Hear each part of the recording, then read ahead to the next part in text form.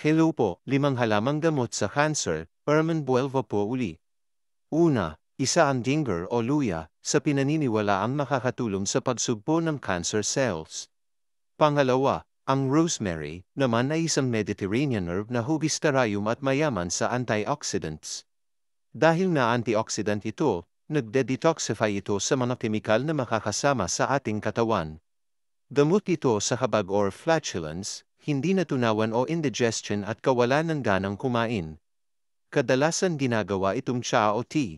Pangatlo, ang turmeric ay kapamilya ng luya. Malakas itong panlaban sa cancer ng colon, prostate, breast at balat. Pang-apat, ang sili ay may capsaicin na nagpapagaan ng nararamdamang sakit sa katawan. Napatunayan na ang capsaicin ay magandang gamot sa neuropathic pain. Ito ay pagkabigla o shock na nararanasan ng nerves lalo na matapos ang operasyon. Panglima, bawang ang pamontra sa aswang na tinatawag na cancer. Mayroon itong aktibong compound na allicin. Ang palagiang pagkain ng bawang ay nakakababa ng posibilidad na magkaroon ng cancer sa colon, esophagus, pancreas at breast. Isa din itong antibiotic ayon sa Food and Drug Administration or FDA. Pumapatay ito ng bakterya at nire-repair ang cells at deoxyribonucleic acid or DNA.